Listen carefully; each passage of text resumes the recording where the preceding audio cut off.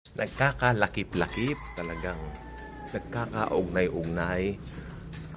Minsan hindi tayo maintindihan, no? Pero ang aklat pong ito ang nagsasabi na lahat ng yan ay para po sa kabubuti po natin. Ilang beses na po ba nating naranasan sa buhay natin na parang wala ng pag-asa, parang guho na ang lahat. Pero dahil sa pag-ibig ni Kristo na nakapunla sa atin, alam natin na hindi pa huli ang lahat. Alam natin, laging may pag-asa. Ang Biblia, ang salita ng Diyos, ang aklat na ito, ang nagsasabi, laging may pag-asa sa isang mananampalataya ng Panginoong Hesukristo. Okay? So, marami pong mga bagay. Alam nyo, kung i-rewind din yung mga buhay ninyo, no? Especially dati, nung tayo ay bata pa sa pananampalataya, no? Madali tayong ma-shake, madali tayong maratel, hindi, joke. Madali tayong maggalaw, madali tayong sumuko, not until this book, okay, ay nakilala natin. Nakilala natin si Jesus, at si Jesus ay hindi mo pwede makilala without this book. This is the only soul tool for us to know Jesus. You cannot know Him through history. Yes, totoo, nabuhay po siya sa mundo. May mga history, may mga proof that He lived. Pero hindi mo pwede makilala siya ng malalim with a deeper meaning, with those, no? Sa mga movies, no? Hindi. Dito. Someone asked me, Pastor, ano ba magandang movie about Jesus? Siyempre, sumagot ako yung paborito kong movie about Jesus. Sabi ko, mas maganda panoorin mo yung The Passion of the Christ because dito na-uplift mabuti o nabigyan diin yung ginawa niya sa cross. Pero bigla akong sumingit. Pero kung gusto mo makilala si Jesus, lalo, kabataan pa sabi ko, sa batang yon, mas maganda magbasa ka ng Bible. Then, binigyan ko siya ng Bible. Magandang balita, Biblia. You know what? Kung tayo ay nagbibigay ng Bible, yung madali lang maunawaan, magandang balita, Biblia. Pero sa ating mga malalim na, kung Tagalog, ang prepare nyo, ito ang Biblia. Tagalog. Kung ito talaga ang prepare ninyo. Okay, mapunta na po tayo sa atin pong topic. Ito pong topic na ito ay talaga po namang lagi nating naririnig. Pero alam niyo, wag niyo naman sana sabihin, oh, iyan na naman, oh, ganun na naman. Hindi. Why? Why? Every time na ito'y present, merong mga deeper meaning na mga bagong revelations that the Lord Jesus wants you to know. No? Dahil ako naniniwala po talaga ako, itong talatang ito talaga, isa sa mga talatang hindi ko talaga malilimutan, no, sa buhay ko. Dahil nangyari po sa atin talaga. I cannot detail everything here because personal, very personal I mean, but tagal ko ng Kristiyano no? Tagal lang nananampalataya. Grabe. The only thing I can say, grabe si Lord. Talagang matapat siya sa kanya mga pangako. Sobra. Siklig-lig umaapaw ang mga biyaya ng Panginoon sa atin, no? So we just really need to focus on His love for us rather than focus on our love for Him. Kasi papalya po tayo if we focus on our love for Him. We cannot love God perfectly the way He did, sending His own Son to die on the cross for us. That's something very, very hard to do for a father. But the Father gave up His very beloved Son, the Lord Jesus Christ, in order to die for us, to redeem us from our sins, para matanggal ang Adamic nature sa atin. Okay? So, anong talata yung sinasabi ko? Alam ko na yan sabi ng iba. No? Alam mo na. Ang tanong, inaaral mo ba? Alam ko na. Huwag tayong ganon. Sa salita ng Diyos, araw-araw may mga bagong revelations. We really need to be excited daily to read His Word. At doon sa krus ng Kalbaryo, pinatunayan niya yan na matay siya para sa atin. At naniniwala ko lahat ng mga revelation ng pag-ibig ng Diyos nandoon sa krus ng Kalbaryo 2,000 years ago. Habang nakapako doon ang Diyos anak na si Jesus.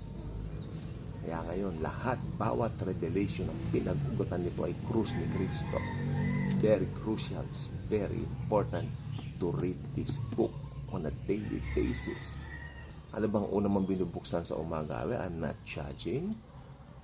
How about, sabi ng iba, cellphone. Ang unang binubuksan niya, cellphone. Kasi cellphone. Oh, cellphone pala. May mga Bible apps ka. Read the Bible.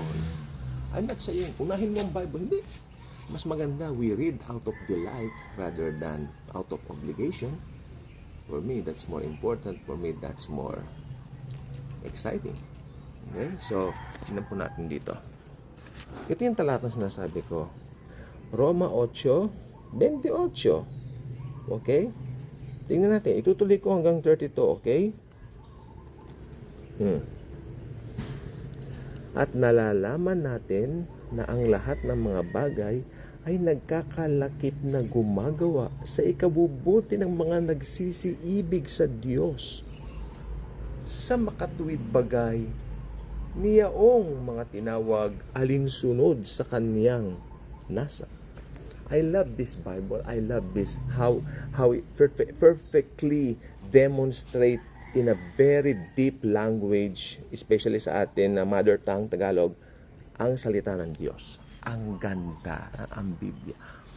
May nagsabi nga sa akin yung pastor, yung dating pastor namin.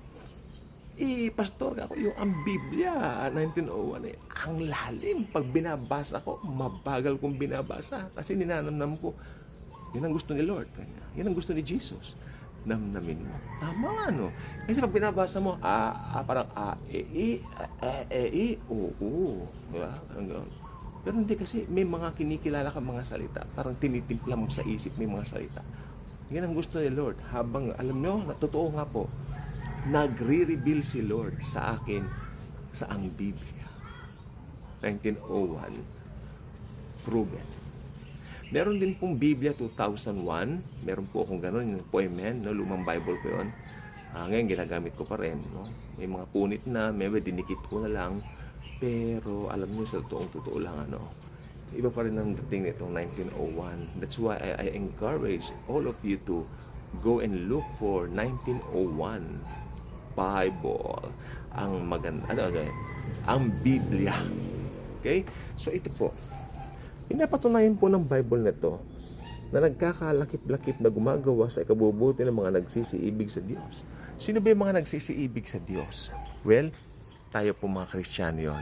Pagmamalaki na po natin sabihin, we Christians are the ones who truly love God in this planet. Okay? We Christians alone. Okay? So, tignan natin sa 29. Sapagkat yaong mga nang unapay sapagkat yung mga nang unapay kanyang nakilala ay itinalaga naman niya na maging katulad ng larawan ng kanyang anak. Tayo po ay itinalaga na pala upang siya ang maging panganay sa marami magkakapatid. Magkakapatid pala tayo kay Kristo, pero siya ang panganay natin. Napakaganda, di ba? Si Jesus talagang inilelevel niya yung sarili niya sa atin. Malayo dun sa mga celebrities ngayon na ang yayabang, na parang ayaw makilevel sa tao. Pero ang Panginoon nakikilevel sa atin. Kinikilala niya ang kapatid niya, yung mga tumanggap sa Kanya bilang Lord and Savior. Tingnan natin to. At yaong mga itinalaga niya ay Kanyang tinawag naman, at ang mga tinawag ay inaring ganap. Mahalaga yung salitang yan. Inaring ganap naman niya, at ang mga inaring ganap ay niluwalhati din naman niya. Ano ang ating sasabihin sa mga bagay na ito? Kung ang Diyos ay kakampi natin, sino ang laban sa atin? I love that. If God is for us, who can be against us? Naisip na po ba ninyo? Kung si Jesus ay para sa akin, sino ang laban sa akin? Wala kang katatakutan, kapatid. Wala talaga. 32. Siya na hindi ipinagkait ang kanyang sariling anak, kundi ibinigay dahil sa ating lahat. Bakit hindi naman ibibigay sa atin ng walang bayad ang lahat ng mga bagay? May hinihiling ka ba sa Diyos ngayon? Tungkol sa pag-aaral mo? Kung ano mang hinihiling mo rito, ibibigay lahat yan ng Panginoon sa'yo. Well, ang dahilan ng sukatan, dahil sa ginawa ni Kristo sa krus ng Kalbaryo. So, yan lang po ang ating topic po sa umagang ito. Walang makapaghihiwalay sa atin sa pag-ibig ng Diyos na kay Kristo Jesus. At lahat ng mga bagay na nangyayari sa buhay natin, nagkakaugnay-ugnay ayon sa kanyang banal na kalooban. Kaya perfect will of God talaga kapag ka na kay Christ ka na. Dahil lahat ng mga bagay na mangyayari sa'yo, blessed ka na forever. Okay, God bless.